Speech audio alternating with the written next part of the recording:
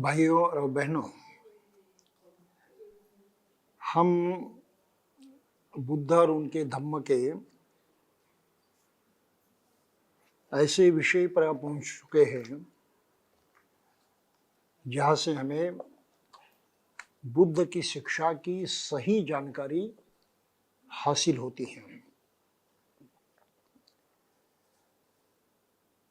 बुद्ध ने जो अनूठी विद्या प्राप्त कर ली, अनूठा ज्ञान प्राप्त कर लिया, उसका अपने में स्वतंत्र वर्णन किया जाता है। और बुद्ध के उदित होने तक मानव जाति ने धर्म के नाम पर जो कुछ कल्पनाएं की थी, ये कल्पनाएं केवल कल्पनाएं थी और इन कल्पनाओं को ही धर्म माना जाता था। लेकिन बुद्ध ने अपना निजी अनुभव बयान किया है। अनुभव के बल पर उन्होंने जो कुछ जाना उसी को ही उन्होंने प्रवर्तित किया है, लोगों में प्रसरित किया है। तो उनकी शिक्षा जो है, उनका अनुभव जो है, उसको उस वक्त की प्रचलित भाषा में और आज के दिन भी प्रचलित भाषा में धर्म नहीं कहलाया जा सकता। धर्म बिल्कुल अलग चीज है और बुद्ध का धर्म बिल्कुल अलग चीज है। इसलिए बाबा साहब ने अंग्रेजी में अपनी ही ये ग्रंथ रचना की है और उसमें भी उन्होंने अंग्रेजी शब्दों का इस्तेमाल करने के बगैर the Buddha and his religion कहने के बदल बुद्ध और हिज गॉस्पेल कहने के बदले बुद्ध और उनकी टीचिंग्स ये कहने के बदले उन्होंने सीधा शब्द प्रयोग किया है पाली भाषा में जो प्रयुक्त हुआ है धम्म। तो धर्म और धम्म एक नहीं, इस बात को पहले ध्यान में रखना है। क्योंकि एक नहीं, इतना ही नहीं, लेकिन उनके अपने ध्येय उद्देश्य भी बिल्कुल अलग अलग है। इतने अलग अलग है कि प्रत्यक्षात एक दूसरे के विरोधी भी दिखाई देते हैं।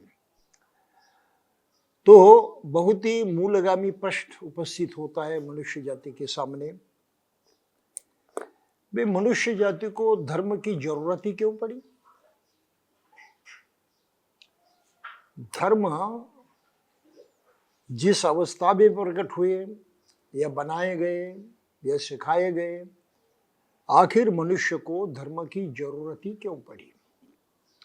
ये बिल्कुल मूल प्रश्न है मनुष्य जाति को लेकर, और इसका जवाब दिए बगैर हम आगे बढ़ नहीं सकते। अगर कुछ भी उल्टा सीधा जवाब दिया तो हम बेइंसाफी करेंगे मनुष्य जाति से, वो ठीक नहीं है। तो बाबा साहब ने बहुत पहले इस सवाल को उठाया कि भाई धर्म किसके लिए होता है, और आगे वो पूछते हैं क्या मनुष्य के लिए धर्म है या धर्म के लिए मनुष्य है? ये बहुत बुनियादी सवाल है जिस पर बाबा साहब के पहले शायद लोगों ने कोई विचार नहीं किया था। बुद्ध के जमाने में लोग बहुत सीधे तरीके से व्यवहार करते थे। अन्य धर्मों को मानने वाले भी जब बुद्ध के पास आते थे, उनकी शिक्षा समझ लेते थे और उनको एहसास हो जाता कि ये सही है, इसकी मुझे जरूरत है, ये मेरे काम की चीज है, और तुरंत वो बुद्ध की शिक्षा को अपना लेते थे। कि धर्म और धर्मांतर की बात वहां पर नहीं होती थी। सीधा मनुष्य आ जाता था, बुद्ध की वाणी से प्रभावित हो जाता था और तय करता था कि बस मुझे इसी का ही स्वीकार करते हुए उसी के अनुसार ही जीवन व्यतीत करना है। तो तुरंत वो बुद्ध के सामने प्रकट होता था, उनको वंदन करता था और विनती करता था कि मैं तो अभी इस बात को मान गया, मेरे समझ में आ गई इस पूरी बात। अब मैं आपका हाँ, जीवन भर शिष्य बनकर रहना चाहता हूँ, आपका अनुनय करना चाहता हूँ। तो चाहे भिक्षु बनकर या भिक्षुनिया बनकर, उपासक बनकर या उपासिका बनकर, और बस वो रास्ते पर चलने लगता था। तो जो कुछ उसने पहले धर्म के नाम पर अपनाया होता था वो उसी वक्त वहीं पर छोड़ देता था। वो छोड़ने की कोई क्रिया नहीं थी, कोई कर्मकांड नहीं था, यूं ही छोड़ देता था। ये सच्चाई हमें सर्वप्रथम ध्यान में रखनी चाहिए। क्यों छोड़ देता था? तो बाबा साहब ने जो सवाल खड़े किए उसमें उसका जवाब आ जाता है। वो समझ जाता था कि ये जो शिक्षा है, बुद्ध की जो देन है, ये मेरे काम की है, इसमें मेरा सुख समाहित है, मेरा हित होने वाला है। तो अपने लिए एक मनुष्य होने के नाते अभी इस वक्त बुद्ध की शिक्षा कितनी मायने रखती है और उसको पाना और अमल में लाना कितना महत्वपूर्ण है, ये आदमी समझ जाता था। दूसरे शब्दों में कहा जाए तो इस बात को वो मान लेता था, बिल्कुल समझ जाता था कि धम्म जो है मनुष्य के लिए है, धम्म मनुष्य के लिए है। बुद्ध ने मनुष्य के लिए कहा है। वो दुख मुक्त हो गए, उन्होंने कहा तुम भी दुख मुक्त हो सकते हो अभी इस वक्त,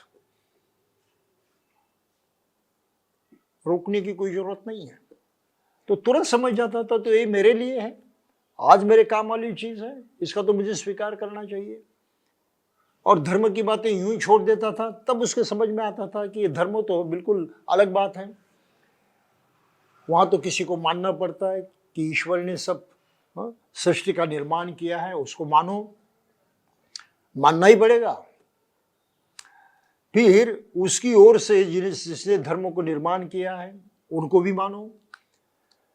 जैसे क्रिश्चियन धर्म में कहा है जीसस ने कि मैं ईश्वर का पुत्र हूं, इकलौता पुत्र हूं, मानना ही पड़ेगा। अगर आपने नहीं माना तो क्रिश्चियन धर्म की कोई मदद आपको नहीं हो सकती। ईसा मसीह आपको जन्नत दिलाने के लिए मदद नहीं कर सकते, उनको मानना पड़ेगा। और फिर वैसे इस्लाम की बात है कि आपको अल्लाह कबूल करना चाहिए, वो एकमात्र देवता है, ईश्वर है और कोई नहीं, बाकी सब जाली है, सभी झूठ है। और फिर उसका भी अकेला पैगंबर है, दूत है, मैसेंजर है। उसने प्रत्यक्षत अल्लाह की ही बातें जो हैं आप तक पहुंचाई है, उनको मानना ही पड़ेगा। आपने अगर पैगंबर को कबूल नहीं किया तो आपके नसीब उस धम्म में जो जन्नत कही गई है, स्वर्ग कहा गया है, वो आपको प्राप्त नहीं होगा। उल्टा आप अल्लाह को नहीं मानते, उसके मसीह को नहीं मानते, तो परिणाम उल्टा हो जाएगा। आपको मोक्ष मिलने वाला नहीं है, आप नरक में जा गिरोगे और ढेर सारा दुख आगे चलकर सहना पड़ेगा। ये पहली बात थी। दूसरी बात ये थी कि सभी धर्म कहते थे कि अभी तुम सुख को नहीं प्राप्त सकते, आप सुख तुम्हें मिलने वाला नहीं है, ये तो अगले जन्म में मिलेगा, मृत्यु के बाद मिलेगा। तो आगे जन्म होता ही भी है या नहीं है, इस पर भी किसी का मतैक्य नहीं था। क्योंकि इस्लाम धर्म में तो पुनर्जन्म मानते ही नहीं, वो कहते बस ये आखिरी जन्म है। क्रिश्चियनिटी में पुनर्जन्म नहीं मानते, वो कहते तो आखिरी जन्म है, आदमी मर जाता है तो उसका जो शव है उसको कायम रखो, नष्ट मत करो, जलाओ मत, तो उसको गाड़ने की प्रक्रिया है। और वो कहते कि उसकी आत्मा वहाँ पर निद्रिस्त अवस्था में रहती है और फिर ईश्वर का न्याय का दिन आता है। मनुष्य ने किस तरह से व्यवहार किए इसके बारे में ईश्वर जो है स्वयं न्याय करता है। और उसके न्याय के अंदर अगर आपने कुछ पुण्य कर्म किए हैं, यानी उनको मानने की कोशिश की है, उस धर्म के अनुसार बर्ताव करने की कोशिश की है, तो ईश्वर आपको स्वर्ग में है जगह देगा। अगर नहीं की है तो आपके लिए स्वर्ग नसीब नहीं होगा। तो ये सब बात अगली बातें हैं, अभी इसका कोई फायदा नहीं, आज मेरे काम आने वाली वो बातें नहीं है। जैसे हम रुग्ण बने और रुग्ण से मुक्त होने की कोशिश में हम वैद्य के पास चले जाएं। अगर वैद्य ने हमको कह दिया कि रुग्णता तो हटेगी, रुग्णता तो नष्ट होगी, मैं औषधि देता हूं, लेकिन अभी जीती जी तुम्हारी रुग्णता खत्म होने वाली नहीं है, मरने के बाद होगी। भला सोचिए, ऐसे डॉक्टर के पास, ऐसे वैद्य के पास कौन सा मरीज जाएगा? संभावना है किसी मरीज की जाने की? जाएगा ही नहीं वो। अरे तो फिजूल की बात है, मुझे अभी दर्द हो रहा है, मैं अभी रुग्ण हूं, रुग्णता से मुक्त होना मेरी अभी की इस वक्त की जरूरत है, और ये वैद्य जो ठहरा जो कहता है कि होना नहीं है, फिर मैं उसकी औषध क्यों लूं? इसकी औषधि लेने की मुझे कोई जरूरत नहीं है, उसका कोई फायदा नहीं, ये तो आदमी समझ जाएगा ना। बस बुद्ध के जमाने में लोग इसी प्रकार समझ जाते थे कि बुद्ध ने कही हुई बात जो है वो आज की तारीख को सच होती है, अभी हमें दुख से मुक्त करती है, और औरों की न कही बातें जो हैं ये हमारे अभी काम नहीं आते। ये है मृत्यु के बाद रुग्णता मुक्त होने की बात कहते हैं, जिसकी हमें कोई जरूरत नहीं। तो लोग ऐसे तुरंत उसको छोड़ देते थे। तो इसलिए बाबा साहब ने जो शब्द प्रयोग किया है आज की तारीख को, आज के ज़माने में लोगों ने उसको समझना चाहिए कि भाई धम्म किसके लिए होना चाहिए। अगर हम धर्म की बात करते हैं तो धर्म किसके लिए है? वो मनुष्य के लिए है या ईश्वर के लिए है? और जैसा कि आज तक देखा गया है, ईश्वर को मानने वाले धर्म, आत्मा को मानने वाले धर्म ईश्वर के लिए होते हैं, उसके फायदे की बात होती है, आत्मा के फायदे की बात होती है। अभी इस वक्त मनुष्य की फायदे की कोई भी चीज उसमें नहीं होती है। तो इसलिए सभी धर्म जो हैं ईश्वर को मानने वाले, आत्मा को मानने वाले, वो मनुष्य के लिए नहीं है। ये पहली बात ध्यान में रखनी चाहिए, मनुष्य के लिए नहीं है वो। उल्टा मनुष्य को उस ईश्वर के नाम पर, आत्मा के नाम पर घसीटा गया है, उसको मानने के लिए बाध्य कर दिया है, और उस धर्म को जताने के लिए, उसके लिए कुछ देने के लिए, उसको सुरक्षित रखने के लिए, सब कुछ उस धर्म के लिए करने के लिए उसको बाध्य कर दिया है। एक तरह की गुलामी है ये, मानसिक मन से गुलाम कर दिया है। वो समझता है कि ये मेरे फायदे की बात नहीं है, लेकिन फिर उसको धमकाया गया है, डराया गया है कि तुमने नहीं माना तो अगले जन्म में तुम्हें नरक ही मिलेगा, दुख ही दुख होगा। तो अगले जन्म का भय मनुष्य के मन में बैठ गया और इन धर्मों को मानने लगा। ये जैसे पहली हकीकत थी बुद्ध के जमाने में, वही हकीकत आज की तारीख को भी है, यही सत्य है। और इसलिए बाबा साहब ने सवाल निर्माण किया कि भाई क्या मानते हो, क्या समझते हो, धर्म तुम्हारे लिए है या तुम धर्म के लिए हो? इसका पहले फैसला करो, और ये फैसला करना ही है बुद्ध के धम्म को समझना। समझो कि बुद्ध का धम्म आज की तारीख को अपने काम आ रहा है, कल की बात नहीं करता। अगर आपको अपने हित की सही में चिंता है, अपने सुख की सही में परवाह है, अगर वो इसी जीवन में इसी जीते जी मिल सकता है और वो बुद्ध के धम्म के माध्यम से मिल सकता है, तो यकीनन हमको ये मानना पड़ेगा, सबको कबूल करना पड़ेगा कि इसका स्वीकार हमारे लिए अनिवार्य है। इसके बगैर हम अपने जीवन को सही में सुखी नहीं बना सकते। तो बाबा साहब के इस शब्द प्रयोग का हमें ध्यान में रखना चाहिए कि धर्म मनुष्य के लिए होता है या मनुष्य धर्म के लिए होता है। अन्य सभी धर्म मनुष्य के लिए नहीं है, लेकिन बुद्ध का अपना ही धम्म मनुष्य के लिए है, और इसमें ही अन्य धर्म और बुद्ध के धम्म में इतना सारा अंतर प्रकट होता है। इतनी दूरी है दोनों में, एक दूसरे के खिलाफ भी है, लेकिन एक दूसरे से मेलजोल रखने वाले बिल्कुल नहीं है। तो ये बात पहले हमको समझना चाहिए। और बुरी बात यह है कि बाबा साहब को मानने वाले इसी सवाल को आज भी नहीं समझ सके हैं, समझने की कोशिश भी नहीं करते। ऐसे धर्म में जी रहे हो जो जात पात से प्रभावित हैं, जिसमें मनुष्य के लिए कोई जगह नहीं है। चंद लोग जो हैं सभी सुखों को अपनाते हैं और औरों पर अत्याचार करते हुए उनको वही सुख नकारते हैं। और उन्होंने जाति के नाम पर सभी मनुष्यों में बांट रखा है ऊंच नीच के तौर पर।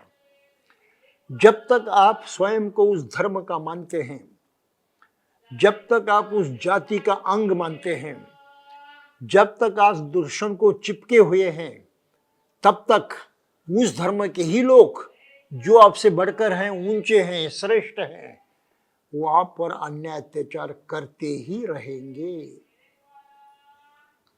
क्यों करते रहेंगे? क्यों? मानते ही हमारा धर्म है और नीचे जाति का मनुष्य जो है उसने उसी के धर्म के अनुसार रहना चाहिए। अगर वो नहीं रहता है तो हम उस पर दबाव डालेंगे, उसके मर्जी जैसा व्यवहार करने की इजाजत हम उनको नहीं देंगे, तो अन्याय तो होते रहेगा। तो ये इतनी सादी बात, सरल बात अंबेडकरवादियों के दिमाग में आज भी नहीं आ रही है कि जब तक हम जातिवाद में जकड़े रहेंगे और इस धर्म को मानते रहेंगे, उस जाति को मानते रहेंगे, तब तक अन्याय अत्याचार से मुक्ति नहीं मिलेगी।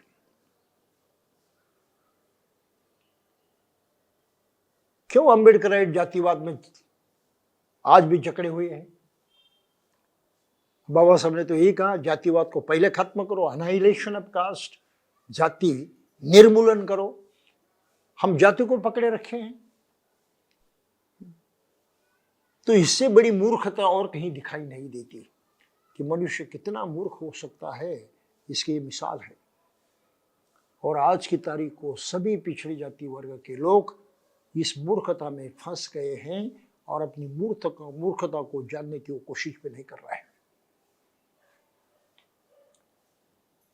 बुद्ध का धम्म उनके लिए अनिवार्य है इन सभी दुखों से मुक्त होने के लिए और एक सही अच्छा मनुष्य जीवन जीने के लिए। अगर समझना नहीं चाहते तो गलती किसकी है? पूरी नासमझ लोगों की है। और इसे बाबा साहब ने इस पर बहुत भारी जोर दिया था कि वो पूरे भारत को बौद्धमय बनाना चाहते थे। अगर ये परिवर्तन नहीं हुआ तो इस देश में कोई अच्छाइयों का प्रकट होना मुश्किल हो जाएगा। और आज की तारीख को सभी लोग अनुभव कर रहे हैं कि जितना अच्छा होने की अपेक्षा लोगों ने रखी थी वो अच्छाई की ओर नहीं बढ़ रहे हैं, लेकिन बुराइयां अधिकाधिक मात्रा में लगातार बढ़ती जा रही है।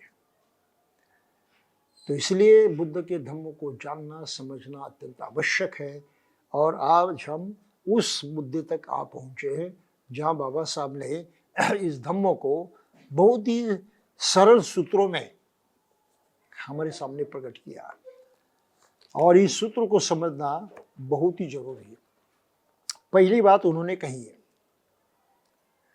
हम मनुष्य के तौर पर जीते हैं और मनुष्य होने के नाते हमको अपने जीवन को पवित्रतम बनना है, शुद्ध बनना है, पवित्र बनना है। तो जीवन पवित्र हो सकता है, अपवित्रता हम नष्ट कर सकते हैं। जैसे जातिवाद अपवित्रता है,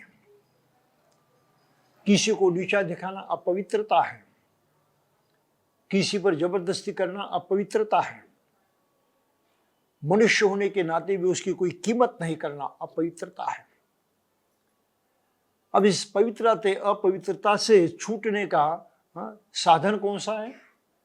बुद्ध ने जो धम्म दिया वो साधन है। लेकिन पहले ये तो समझे कि हमें अपवित्रता से मुक्त होना है, अपवित्रता से दूर हटना है,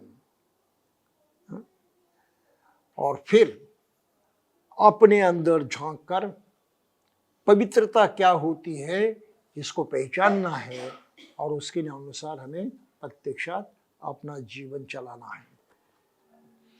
और इसलिए बाबा साहब यहाँ कहते कि पहले अपने जीवन के पवित्रतम होने की बात करें, समझे उसको। क्या आप चाहते हैं कि अपना जीवन पवित्रतम हो जाए, सुखमय हो जाए? पवित्रता वहां पर रहती है जहाँ सुख होता है, जहाँ शांति होती है, जहाँ हित होता है, वो पवित्र होता है। और उसके बदले जहाँ दुख होता है, परेशानियां होती है, वो तो अपवित्र हो जाता है।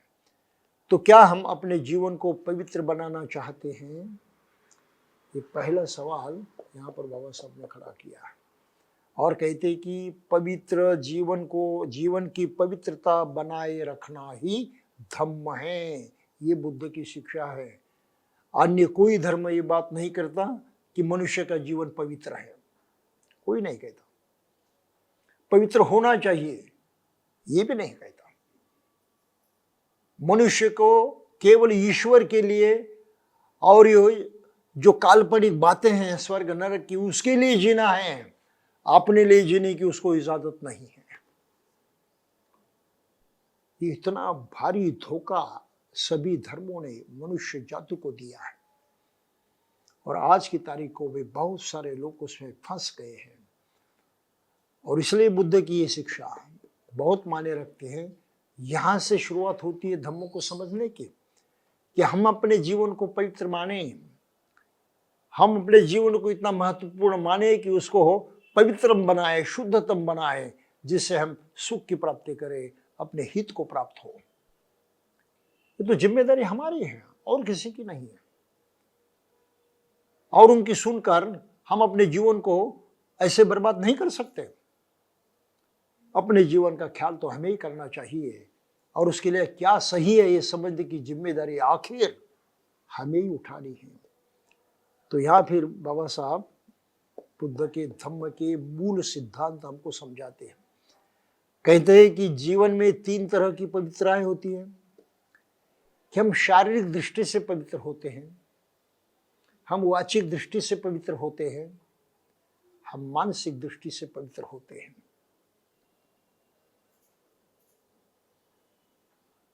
तो शारीरिक पवित्रता किसे कहते हैं, वाणी की पवित्रता किसे कहते हैं, मानसिक पवित्रता किसे कहते हैं, इन सवालों को उठाते हुए बाबा साहब आगे लिखते हैं।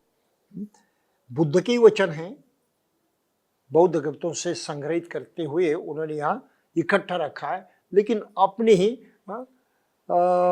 अलग रचना के तहत रखा है। एक भिक्षु जब काम छंद से ग्रस्त रहता है तो जानता है कि मुझ में काम छंद है। यदि वह काम छंद से ग्रसा नहीं रहता तो जानता है कि मुझ में काम छंद नहीं है।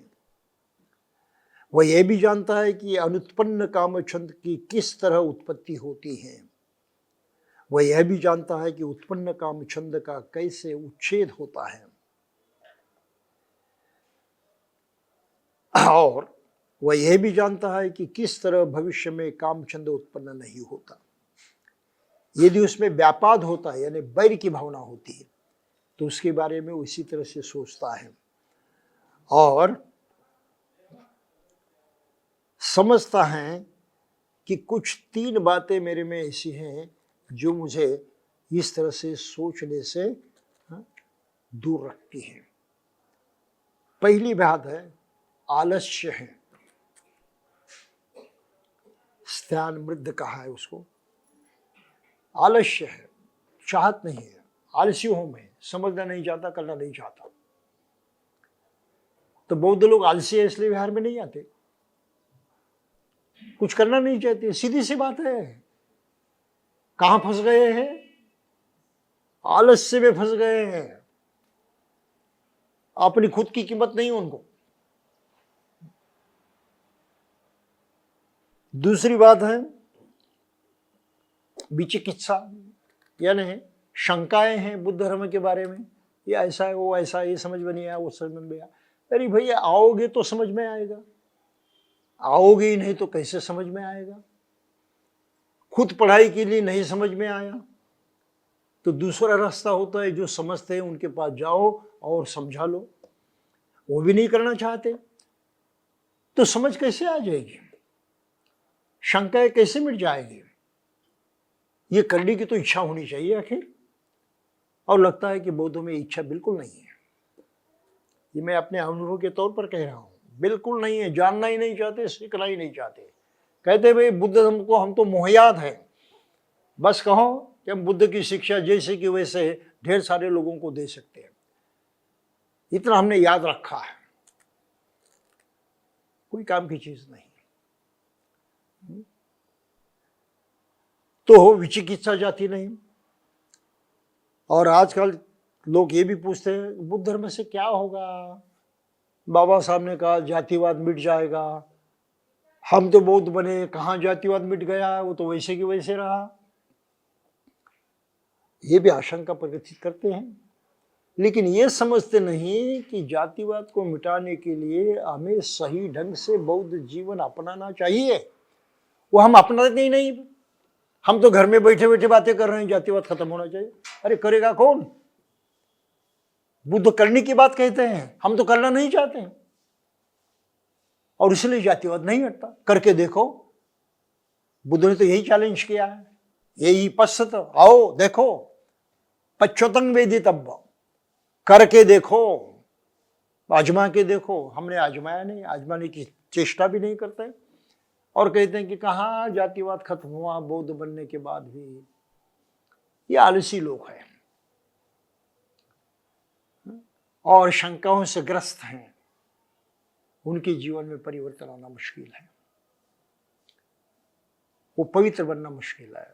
इसलिए बुद्ध ने पहली बात कही कि अपनी सोचो, क्या आप पवित्र बनना चाहते हैं? अगर चाहती नहीं है, बात खत्म हो गई, धम्म तुम्हारे लिए नहीं है। फिर वो कहते कि 3 तरह की पवित्रता होती है। शरीर की पवित्रता है, वाणी की पवित्रता होती है। तो शरीर की पवित्रता कैसे होती है? पानातिपाता वेरेमणि, अदिन्नादाना वेरेमणि, कामेषु मिच्छाचारा वेरेमणि। शरीर की पवित्रता हो जाती है। शुद्ध आचरण से जीवन शुद्ध हो जाता है, सीधी सी बात है। हम शुद्ध आचरण करना ही नहीं चाहेंगे तो हमारा जीवन परिशुद्ध कैसे होगा?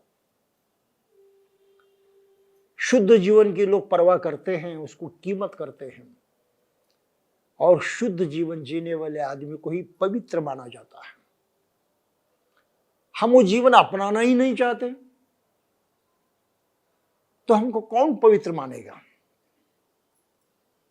कहने मात्र के लिए हम बहुत कहते हैं, लेकिन शाम को घर आने के बाद पीने के सिवा हमें दूसरा प्रोग्राम दिखाई नहीं देता। कौन पवित्र कहेगा आपको? दुनिया में कोई पवित्र कहने वाला नहीं है। तो अपने जीवन को पवित्र बनाने के लिए कीमत चुकानी पड़ती है, कष्ट उठाने पड़ते हैं, प्रयास करने पड़ते हैं, बगैर इसके जीवन पवित्र नहीं होता। और आज की तारीख हम देते हैं, मुझे इस बात का बहुत बुरा लगता है कि इतना भारी समाज बुद्ध को मानने वाला पूरी तरह से आलस्य में फंस चुका है। ये बुनियादी तत्व आज भी उनके दिमाग में नहीं आ रहा है। क्यों बुद्ध और उनका धम्म पढ़ते हैं? क्या सीखते हैं उन्होंने? क्या सीखा आज तक? परिणाम को देखते हुए नजर आता है कि सब शून्य है, इनके पल्ले कुछ नहीं पड़ा। तो शीलों का आचरण, शारीरिक शुद्धि है। वाणी की पवित्रता किसे कहते हैं? झूठ बोलने से दूर रहे, व्यर्थ की बातचीत से दूर रहे, कठोर वाणी कहने से दूर रहे, लोगों में झगड़े लगाने से दूर रहे, तो हमारी वाणी पवित्र हो जाती है। और यकीन मानिए, हम दुनिया में इसको प्रत्यक्ष देखते हैं। जो सत्य व्यवहार करते हैं उनकी कीमत दुनिया में होती है, उनको सत्य ही माना जाता है, वो झूठ व्यवहार नहीं करेंगे। जैसे उदाहरण के तौर पर हम पारसी समाज को देखें। पारसी समाज के बारे में लोगों में क्या मान्यता है, वो हर पारसी को नहीं जानते, उसका व्यक्तिगत जीवन कैसा है किसी को पता नहीं, लेकिन आम तौर पर उनका जो प्रभाव अन्य लोगों पर है वो इस प्रकार है कि ये पारसी लोग झूठ नहीं बोलते, बिल्कुल सत्यवादी हैं, अपने दिए हुए वचन को कभी तोड़ते नहीं। लोग जानते हैं उस समाज को इस अर्थ से, ये बहुत दानी लोग हैं, दया करते हैं, करुणा करते हैं, लोगों के हरदम को मदद करते रहते हैं, ये स्वार्थी लोग नहीं हैं। इस तरह से उस समाज को आम भारतीय लोग जानते हैं, दुनिया भर में, केवल भारत में नहीं। कोई उन पर इल्जाम नहीं कर लगाते कि उन्होंने इस तरह से गलत कुछ किया। अब भारत में इतने स्कैम हो रहे हैं, इतनी आर्थिक लूट हो रही है, बड़े बड़े व्यापारी उसमें फंसे हुए हैं। क्या उसमें से आपने किसी पारसी का नाम सुना है? बिल्कुल नहीं। वो अपने व्यवहार के इतने सत्य हैं, सच्चे हैं, और इसलिए उनकी अपनी कीमत है समाज में। उनकी तरफ देखने का लोगों का नजरिया जो है वो सम्मानजनक है। बुरी नजर से उनकी तरफ देखने वाले लोग नहीं हैं, ये समझ लीजिए हम लोग। अगर बौद्ध लोग इसी तरह से व्यवहार करते हैं तो उनकी भी गरिमा इस तरह से बढ़ सकती है और लोगों में उनकी शान इस तरह से पक्की हो सकती है, लेकिन हम करना ही नहीं चाहते। फिर 5 प्रकार की दुर्बलता है बुद्ध ने कहा, जिसमें हम साधना करते हैं, मेडिटेशन करते हैं, मन को हम अधिक उन्नत करने की कोशिश करते हैं तो उसमें बाधाएं आ जाती हैं। तो इन पर ज़्यादा बहस करने की आवश्यकता नहीं है। कौन सी जब बाधा आती है, हम जीव हिंसा करते हैं, चोरी करते हैं, मिथ्याचार करते हैं, झूठ और नशा पैदा करने वाली शराब आदि नशीली चीज़ों को ग्रहण करते हैं तो दुर्बलता आ जाती है, कमजोरी आ जाती है। फिर साधना में बाधा आ जाती है तो उसमें फिर कायानुपස්සना, वेदनानुपස්සना, चित्तानुपස්සना वगैरह जो है विपස්සना की बात यहाँ कही है, अब इसमें जाने की हमें ज़रूरत नहीं है। फिर अगर हमने ये नहीं किया तो हमारा घात हो जाता है, नुकसान हो जाता है, तो क्या है, हमारी दृष्टि बिगड़ जाती है, हमारी समझ बिगड़ जाती है। हम अगर शीलों का पालन नहीं करते हैं, मन बिगड़ जाता है, उसमें दुर्बलताएं आ जाती हैं। तो इस तरह से बाबा साहब ने इस पर जोर दिया है कि शील लाभ करना जरूरी है, दृष्टि लाभ भी जरूरी है। हम अपनी दृष्टि सुधारें, पुरानी चीज़ों में अटके न रहे, उनको परखने की तस्ती करें, जोखिम उठानी चाहिए, परखना चाहिए और तब उसका विचार करना चाहिए। तो बुद्धि का इस्तेमाल करना जरूरी है। बगैर बुद्धि का प्रयोग किए हम अपने जीवन की किसी तरह से भलाई नहीं कर सकते, किसी भी तरह से असंभव है वो। तो इस बात को बाबा साहब ने पहले कहा कि बुद्ध ने ये कहा है कि अपने जीवन को पवित्र करो, अपनी कीमत पहचानो और एक मनुष्य होने के नाते उस कीमत को सही में बढ़ाओ, उसको कम मत करो। इतनी सीधी सी बात कही है। और फिर धम्म के बारे में वो कहते हैं कि बुद्ध ने क्या कहा है, जीवन ने पूर्णता प्राप्त करना धम्म है। बुद्ध के धम्म का वर्णन बाबा साहब करते हैं कि वो कैसा है, जीवन में पूर्णत्व प्राप्त करने की शिक्षा देने वाला है। आप पूर्णत्व को पहुंच सकते हैं, अपने जीवन को परिपूर्ण कर सकते हैं। तो इसके बारे में उन्होंने लिखा है। और वो पूर्णत्व पाने के लिए 6 पारमिताओं का प्रावधान यहाँ पर उन्होंने किया कि बोधिसत्व ने दान पारमिता सिखाई, हम दान पारमिता का अवलंब करें। तब हमारा आंतरिक जीवन जो है सुधर जाएगा, वृद्धिंगत होगा और हम पूर्णत्व को पालेंगे। तो दान करना जरूरी है। फिर शील पारमिता है, उसका पालन करना जरूरी है। शांति पारमिता है, वीर्य पारमिता है, समाधि पारमिता है और प्रज्ञा पारमिता है। तो पारमिता के माने ही है पूर्णत्व, परिपूर्ण बनने के मार्ग हैं और उसका आचरण करना आवश्यक है। तो हमें मनुष्य उन्नत हो सकता है, मनुष्य पूर्णत्व को पा सकता है, इस तत्व पर जोर देना चाहिए। कोई भी धर्म मनुष्य की पूर्णता के बारे में शब्द ही नहीं कहता। सब धर्म चुपचाप हैं। मनुष्य पूर्णत्व को पा सकता है, परिपूर्ण हो सकता है, कोई नहीं मानता। अरे भाई, बुद्ध इस बात को मानते हैं, केवल मानते ही नहीं, तो उन्होंने अपने अनुभव के बल पर उसको साबित कर दिया है कि यह सत्य है। और उनकी जिन्होंने सुनी, उन्होंने प्रत्यक्षात वो अनुभव को पाया है। तो दुनिया के इतिहास में बुद्ध की यह शिक्षा कि आदमी परिपूर्ण हो सकता है, साबित हो चुकी है। ये केवल शब्द नहीं है, केवल भ्रम नहीं है, केवल कल्पना नहीं है, ये वास्तविकता है, अ मैटर ऑफ फैक्ट, ये हकीकत है। तो इस बात को समझने की कोशिश करना है कि बुद्ध का धर्म कोई सामान्य बात नहीं है। जो बुद्ध की धर्म की विशेषता है और किसी धर्म में नहीं है। कितनी बड़ी बात कही है। हम उसके डिटेल में नहीं जाएंगे, सिर्फ हम बाबा साहब ने किस तरह से धम्म का महत्व हमें समझाया है उसको जानने की कोशिश कर रहे हैं। तो दूसरी बात कही उन्होंने, पहले तो अपने जीवन को पवित्र बनाना है, उसको परिपूर्ण बनाना है, और बुद्ध की नजर में यही सत्य था। ऐसा पाली ग्रंथों में पढ़ा जाता है कि बुद्धत्व प्राप्त होने के बाद करुणा जाग उठी, और प्रज्ञा में करुणा का अंतर्भाव होता है। प्रज्ञा और करुणा एक ही सिक्के के दो पहलू होते हैं। एक ही सिक्के के दो पहलू, प्रज्ञा और करुणा, एक दूसरे से अलग नहीं हो सकते, एक ही है। तो प्रज्ञा जाग उठी, तो उन्होंने अपनी ध्यान अवस्था में विश्व की कल्पना की, उसकी तरफ देखा, मनुष्य जाति की तरफ देखा, और उनको समझ में आया कि सभी मनुष्य जाति माने कमल कुंज जैसी है।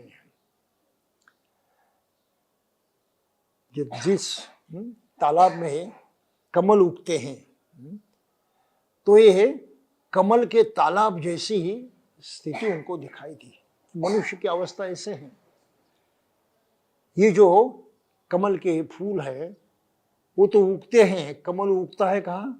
कीचड़ में। कीचड़ तो गंदा ही माना जाता है, और फिर तालाब का पानी भी तो उतना स्वच्छ नहीं होता, वो भी गंदा होता है। तो ये कमल जो है बढ़ते बढ़ते उस पानी से बाहर निकलता है, पृष्ठ पर आ जाता है। पुष्ट पर उसके जो पन्ने हैं फैल जाते हैं, और फिर कली और भी आगे है बढ़ती जाती है, ऊपर ऊपर जाते हैं, और खुले आकाश में वो खिल जाती है। तो बुद्ध को दिखाई दिया कि हर मनुष्य की स्थिति ऐसे हैं, वो दुख में, परेशानी में, कष्ट में, बहुत बुरी अवस्था में पैदा तो हुआ है, लेकिन उसमें खिलने की ताकत है, इससे ऊपर उठने की ताकत है, और इससे बिल्कुल पृथक बनने की ताकत है, अलग बनने की ताकत है। जैसे कमल खिलता है, क्या होता है? जिसमें पैदा हुआ उस मिट्टी के, उस कीचड़ के, उस पानी के कोई गुण उसमें नहीं रहते, खत्म हो जाते। पहले तो उसका दर्शन जो है प्रसन्न होता है। कमल खिलता है तो दर्शनीय हो जाता है, बस उसका दर्शन ही प्रसन्नता देता है। कीचड़ में प्रसन्नता होती है, गंदे पानी में प्रसन्नता होती है। अरे जिसमें उसका उदय हुआ, जिसमें उसने जन्म पाया, उससे बिल्कुल अलग हो गया। उसका अस्तित्व जो है बिल्कुल प्रसन्नता से भर गया। फिर उसकी गंध है,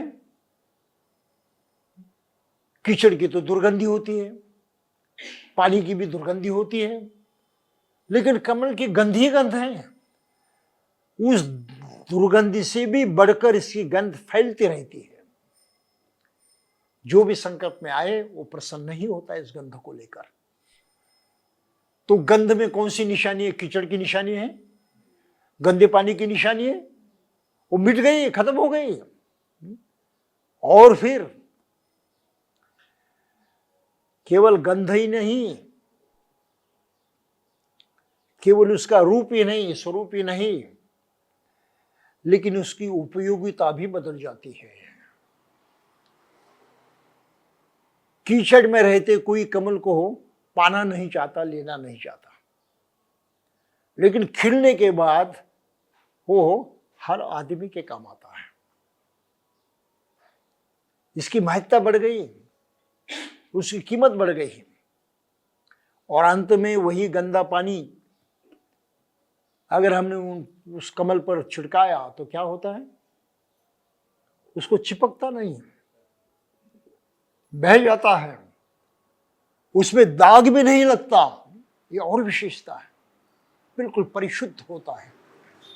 तो इसलिए बुद्ध ने इस तरह से दुनिया की तरफ देखा, मनुष्यता की ओर देखा। अरे तो इनके कमल जैसी अवस्था है, कुछ तो खिलने के लायक हैं, कुछ तो बढ़ते ही हैं, आज नहीं कल खिलेंगे, तो मेरे धम्म की जरूरत है, उनको धम्म देना चाहिए। और ये सोच विचार करते हुए उन्होंने धम्म का उपदेश किया। तो बाबा साहब ने कुछ गलत नहीं लिखा, ये बुद्ध की अपनी जानकारी है। वही कहते मनुष्य पवित्र हो जाता है, कमल को हम पवित्र मानते हैं, वो पूर्ण हो जाता है, कमल को हम पूर्ण मानते हैं, उसका अस्तित्व प्रशंसनीय होता है, तो कमल को हम प्रशंसनीय मानते हैं। उसकी इतनी पवित्रता बहाल करते, इतना महत्व देते हैं कि वो पूजा के लिए इस्तेमाल किया जाता है, श्रृंगार के लिए इस्तेमाल किया जाता है, किसी महान कार्य के लिए उसका प्रयोग किया जाता है। इतनी महत्व उसमें आ जाती है। तो कीचड़ में पैदा हुआ ये कोई दुश्मनी नहीं है, ये कोई बुरी बात नहीं है, उससे भी आदमी उठ सकता है ऊपर। यही बुद्ध ने साबित कर दिया। और बाबा साहब ने बस बुद्ध की उसी भावनाओं को अब अपने शब्दों में इस प्रकार उन्होंने रखा है। आप समझ रहे इस बात को? और फिर आगे कहते हैं बाबा साहब, निर्वाण प्राप्त करना धम्म है। अन्य जो धर्म कहते भाई इस फंदे में मत पड़ो, निर्वाण वगैरह तो उनको पता भी नहीं है, लेकिन मनुष्य को सुख पहुंचाना है, इसकी ही थोड़ी चर्चा करते हैं, लेकिन लोगों को गुमराह करते हैं। सुख मिलेगा मृत्यु के बाद, अभी नहीं, बस खत्म हो गया मामला। आज की तारीख को किसी धर्म के मनुष्य को कुछ लाभ नहीं होता, उनके धर्म का आचरण करते हुए कुछ लाभ नहीं होता, कुछ परिवर्तन नहीं आ जाता, उनके जीवन में कोई सुधार नहीं होता। ढेर सारे लोग हम देखते हैं अलग अलग धर्म के, उतना ही बुरा व्यवहार करते हैं, उतने ही पिछड़े हुए हैं जैसी आम जनता पिछड़ेपन में पड़ी हुई है। कोई खास विशेषता नहीं है, कोई खास सुधार नहीं है। सभी दुर्व्यवहार करते हैं, शीलों का आचरण नहीं करते, मन को शुद्ध बनाने की कोशिश नहीं करते, व्यवहार में एक दूसरे के काम नहीं आते, क्या क्या नहीं करते। सभी गंदे कहे जाने वाले काम करने में कोई पीछे नहीं हटता। ये तो हकीकत है ना। तो इसी जीवन में निर्वाण को प्राप्त करना है, कौन समझता है? किसी को पता नहीं उसका। बुद्ध ने इस बात को कहा, निर्वाण यानी पूरा पूरा सुख, निब्बाणं परमं सुखं, ऐसा कहा है। निब्बाण क्या है? पूरा पूरा सुख है, परम सर्वश्रेष्ठ सुख है, इससे बढ़कर दूसरा सुख नहीं है। तो मनुष्य निब्बाण को प्राप्त हो सकता है, यानी अपने सुख को पूरी पूरी तरह से पा सकता है। ये बुद्ध की शिक्षा है, और उसकी तरफ बुद्ध की शिक्षा हमको ले जाती है। तो बाबा साहब ने इसी शब्द के यहाँ प्रयोग किए हैं कि निब्बाण को प्राप्त करना ये बुद्ध का धम्म है। निर्वाण से बढ़कर सुखद कुछ नहीं है। तो फिर निर्वाण की अलग अलग व्याख्या करते हैं, इसमें जाने की हमें कोई जरूरत नहीं है। वो चंद शब्द में इस प्रकार से बात करते हैं, इंद्रियों की भूख की संतुष्टि उस भूख को बढ़ाने का ही कारण बनती है। इस प्रकार के जीवन में सुख कभी उत्पन्न नहीं हो सकता। इसके विपरीत इस प्रकार के सुख में से अधिक दुख ही उत्पन्न हो सकता है। अभी जरा समझने में कठिन बात है, लेकिन फिर भी समझना चाहिए। ये यहां वासना विकारों की बात कहते हैं। अगर हम वासना के पीछे दौड़ते हैं और उसको शांत करने की कोशिश करते हैं, वो शांत नहीं होती। जैसे अग्नि जल रहा है, उसको जलाए रखने के लिए हम उसमें ईंधन जो है डाल देते हैं, तो अग्नि बुझने वाला नहीं है। तो हम अपने वासना और विकारों को संतुष्ट करने की कोशिश कहते हैं। इसका मतलब आग में हम और अधिक ईंधन डालने की कोशिश करते हैं। तो बुद्ध ने निरोध की बात कही है, ईंधन डालना बंद करो। तो शील का आचरण कहाँ है, कौन सा है? ये करने से दूर रहो, पानातिपाता वेरमणि, प्राणी हिंसा करने से दूर रहो, तब वो हिंसा की जो जलने वाली आग है वो समाप्त हो जाएगी। लेकिन हिंसा भी करते रहोगे तो ये संभव नहीं है। मन का हिस्सा बन जाएगी, मन की आदत बन जाएगी हिंसा करना, और उससे आप मुक्त नहीं हो पाओगे। चोरी करने की आदत है, मानसिकता है, मानसिकता तब खत्म होगी जब हम पहले चोरी करने की आदत को कमजोर करें, उससे दूर रहने की कोशिश करें। यानी आग में ईंधन डालने की आवश्यकता हम पूरी ना करें। दुराचार की बात वही है। दुराचार से लिप्त रहते हैं तो ये अग्नि जो है वो हमेशा जलते नहीं रहेगा, वो धीरे धीरे बुझ जाएगा, और एक समय ऐसे आ जाएगा कि हमारे में वासना विकार जो है उनका नाम निशान ठहरने वाला नहीं है। तो इस तरह से आदमी निर्वाण को प्राप्त होता है, और शील के आचरण को इतना जबरदस्त महत्व बुद्ध धर्म में दिया है। किसी भी धर्म में इस शील का आचरण करने का इतना महत्व नहीं माना गया है। सभी धर्म क्या कहते हैं? ईश्वर से डरकर शील का पालन करो। किसके लिए करो? उसके लिए करो, तुम्हारे लिए नहीं। ये तो बिल्कुल उल्टी बात हो गई ना, ये धोखाधड़ी है, सारा झूठ है। और इतने झूठ को इतने सारे लोग मानते हैं आज की तारीख को, ये कितना आश्चर्य है। देखिए, बहुत परेशान करने वाली बात है। तो बुद्ध को समझना निहायत जरूरी है। आप बुद्ध से भाग नहीं सकते। अगर मनुष्य हो तो बुद्ध को नकार नहीं सकते। बुद्ध के बारे में सोचना ही पड़ेगा। अगर आपके बारे में सोचते हो, अगर आपके बारे में नहीं सोचते हो तो आप किसी के बारे में सोचने की कोई कीमत है ही नहीं। सोचे या न सोचे कोई फर्क नहीं पड़ता। तो बाबा साहब इसलिए बहुत ही स्पष्ट शब्दों में यहाँ लिखते हैं कि बुद्ध ने क्या सिखाया। निब्बान प्राप्त करना है, अभी जीते जी पूरा सुख हासिल करना है, उससे कम नहीं। और हासिल करने का एक विधि है, एक तरीका है, पंचशीलों का, अष्टशीलों का, 10 शीलों का पालन करना। ये काम की चीज है। और फिर कहते हैं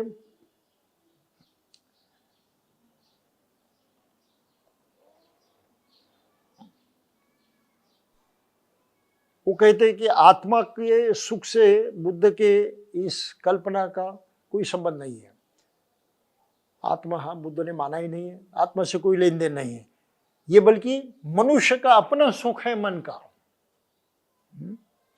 और दूसरी बात तो कहते हैं कि संसार में रहते समय प्राणी का सुख अभी जीते जी, ये निर्वाण का विषय है। अभी पा सकते हो, बाद में नहीं। और फिर तीसरी बात उन्होंने कही है, राग द्वेष ये जो अग्नि समान है उनको शांत करने से ये सुख प्राप्त हो जाता है। तो इसी की शिक्षा बुद्ध ने अपने इसमें दी है और यही बात बुद्ध ने भी कही है। बहुत पहले उन्होंने बुद्ध के प्रवचन में बात आई है, हम उसको समझ सकते हैं। महागम्य विनय में ये बात उन्होंने कही है। तो बुद्ध इस तरह से भिक्षुओं को उपदेश किया करते थे, ये जो राग है, द्वेष है, ये जो वासना विकारों की बातें हैं, उनको लेकर किस तरह से उनको नष्ट किया जा सकता है। तो उसका वर्णन उन्होंने किया है कि वहाँ भगवान 1000 भिक्षुओं के साथ गया शीश पर विहार करते थे। वहाँ भगवान ने भिक्षुओं को आमंत्रित किया, भिक्षुओं सभी जल रहा है, सभी जल रहा है। क्या जल रहा है? चक्षु जल रहे हैं, रूप जल रहा है, चक्षु का विज्ञान जल रहा है, चक्षु का संसर्प जल रहा है, और चक्षु के संसर्प के का जो वेदनाएं, सुख दुख, न सुख न दुख उत्पन्न होती हैं, वह भी जल रही हैं। राग अग्नि से, द्वेष अग्नि से, मोह अग्नि से जल रहा है। जन्म जरा से और मरण के योग से, रोने पिटने से, दुख से, दुर्मनस्कता से, परेशानी से जल रहा है, जल रही है। मैं कहता हूं। तो इसका भी अर्थ बहुत ही भारी है, महत्वपूर्ण है। जैसे पहले मैंने कहा कि अग्नि को हमने कुछ ईंधन दिया तो वो जलते रहेंगे। तो यहाँ संक्षिप्त में बुद्ध का यही कहना है कि हमारा हर अनुभव चक्षु से हम देखते हैं तो जलने की क्रिया हो जाती है, क्योंकि ऐसे रूप में हम मोहित हो जाते हैं और वासना निर्माण हो जाती है। पकड़े गए, अटक गए वहाँ पर, ओ तो जलना शुरू हो गया। आंखों से देखा, जलन हो गई, कानों से सुना, जलन होती है। तो इस तरह से इंद्रियों के माध्यम से हमें जिस प्रकार से आकर्षण पैदा होते हैं और उस आकर्षण को लेकर जो वासनाएं पैदा होती हैं, ये वास्तविक अग्नि है जो हमें जलाते हैं। ये वास्तविक अग्नि है जो हमें जलाते हैं। तो इस अग्नि से बचना जरूरी है। तो बचे कैसे? उसको सप्लाई मत करो। तो ये वेरमणि की शिक्षा जो है, हम उसमें रममान न होना चाहते हैं, उसे अलिप्त रहना चाहते हैं। जैसे अलिप्त रहेंगे, धीरे धीरे उसका परिणाम जो है शून्य हो जाएगा और हम जो है सुख को प्राप्त होंगे। तो निर्वाण प्राप्त करना हर आदमी के बस की बात है। और बुद्ध ने कहा है कि कैसे निर्वाण प्राप्त होता है, उसकी अवस्था कैसे अनुभव में आती है। बहुत ही अच्छे शब्दों में बाबा साहब ने यहाँ अपने इस सोच को रखा है। वो कहते हैं,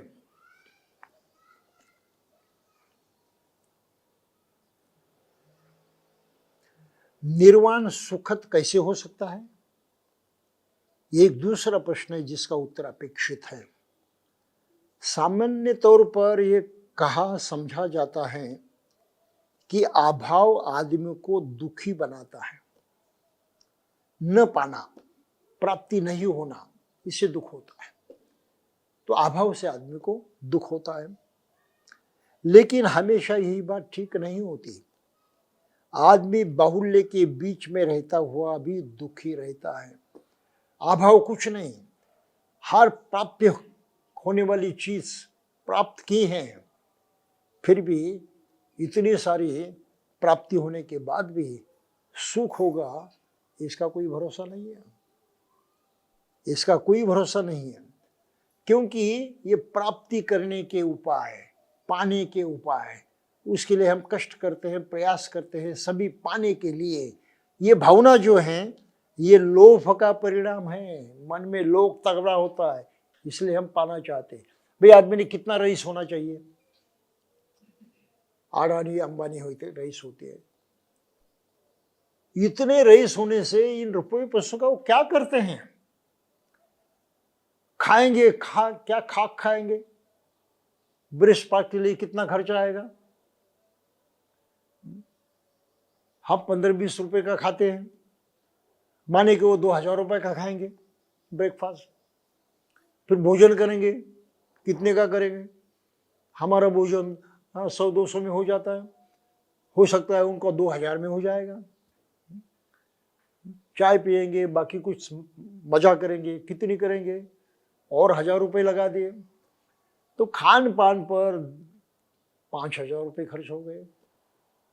ठीक है, रहन सहन पर कितने होंगे? वही 5000 मान लीजिए, 10,000 मान लीजिए, 15,000 हो गए। घूमने फिरने में कितने लगेंगे? और 5-10 जोड़ दीजिए। याद तो ठीक है। तो ज्यादा से ज्यादा हर आदमी दिन भर में कितना पैसा खर्च कर सकता है? 5-10 हजार रुपए। 10 भी बहुत ज्यादा हो गए। ये तो बात सही है ना? महीने में 3 लाख खर्च करेगा, बरस में कितना होता? लगभग 500 या 1000 करोड़ रुपए खर्च होंगे। लेकिन इनकी संपत्ति जो है लाखों के करोड़ में होती है। इसका मतलब ये है कि ये जिनसे उन्होंने कमाई है उन लोगों को उन्होंने गरीब रखा है। आप समझ रहे इस बात को? रईस होने का अर्थ बिल्कुल खराब है। आप दूसरों का लूटते हैं, उनको गरीबी में रखते हैं और खुद रईस बनने की कोशिश करते हैं। और इसी के खिलाफ कार्ल मार्क्स ने ये जंग छेड़ी थी, साम्यवाद की। इस बात को कबूल कीजिए। तो ये कैपिटलिज्म जो है ये न्याय देने वाली चीज नहीं है। उसी तरह से साम्यवाद भी पूरी तरह से न्याय देने वाली चीज नहीं है। बाबा साहब का अपना उपाय है कि बुद्ध का अष्टांगिक मार्ग मनुष्य में सर्वथा न्याय स्थापित करने में सक्षम है। वो कैपिटलिज्म भी नहीं है, साम्यवाद भी नहीं है, वो मध्यम मार्ग है जिससे मनुष्य जाति में न्याय स्थापित हो सकता है। कोई शोषण, कोई अन्य अत्याचार रह नहीं सकते। ये स्थिति है, ये बुद्ध धर्म की ताकत है। तो बाबा साहब लिखते कि दुख जो है ये लोभ का परिणाम है, और लोभ दोनों को होता है, जिनके पास नहीं है उन्हें भी और जिनके पास है उन्हें भी। सभी लोभ से मजबूर होते हैं और फिर अन्याय अत्याचार करते, गलत व्यवहार करते हैं। भगवान बुद्ध ने भिक्षुओं को दिए एक प्रवचन में बात भली प्रकार सुस्पष्ट कर रखी है। भिक्षुओं, लोभ से क्षुब्ध, द्वेष से दुष्ट और मोह से मूढ़ चित्त से आदमी अपने दुखों से दुखी रहता है। आदमी दूसरों के दुखों से दुखी रहता है। आदमी मानसिक वेदना और पीड़ा अनुभव करते रहता है। किंतु यदि लोभ, द्वेष, मोह का मूलोच्छेद हो जाए तो आदमी न अपने दुखों से दुखी हो रहेगा, न दूसरों के दुखों से दुखी रहेगा और न मानसिक वेदना और पीड़ा अनुभव करेगा। इस प्रकार भिक्षुओं, निर्वाण इसी जीवन में प्राप्य हैं, भविष्य जीवन में नहीं। अच्छा लगने वाला है, आकर्षक हैं और बुद्धिमान श्रावक इसे हस्तगत कर सकता है। ये बुद्ध की भाषा।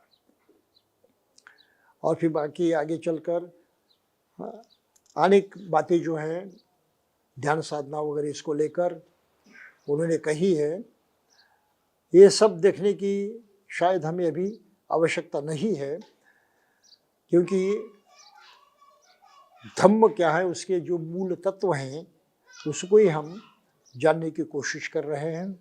और इसमें 3 प्रश्नों का अभी हमने कुछ जायजा लेने की कोशिश की है। जीवन को पवित्र बनाना है, जीवन को परिपूर्ण करना है और जीवन में निर्वाण प्राप्त करना है। तो निर्वाण सुख की अवस्था के बारे में जो बाबा साहब ने यहाँ पर लिखा है वो बड़ी अच्छी तरह से लिखा है। हो सकता है मामले इस चरण में हम इसको संस्कारों के साथ जोड़कर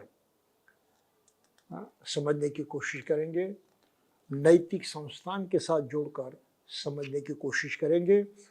अब तक के लिए निर्वाण प्राप्त करना इसी जीवन में संभव है। हाँ, ये सप्रमाण यहाँ पर सिद्ध करने की कोशिश की है, जो हम स्वीकार सकते हैं, अपना सकते हैं, कबूल कर सकते हैं। अगर कबूल किए तो हम उससे चल भी सकते हैं। तो मैं समझता हूँ कि आज की तारीख को हम इतना ही ध्यान में रखें कि ये हमारे बस की बात है, हमारे काम की बात है। चाहे हम कुछ भी हो, हाँ, बहुत ऊंचे हों या छोटे हों, लेकिन हमारे काम की बात है। ये धम्म हमारे काम का है, इसमें कोई शक नहीं। बस इतनी ही बात हम समझ ली तो भी काफ़ी समझ लिया, ऐसा उसका अर्थ हो जाएगा। तो आगे चलकर हम बारीकी से और देखने की कोशिश करेंगे। तब तक तो ये मैं समझता हूँ कि हम पर यहीं पर रुके। जय भीम।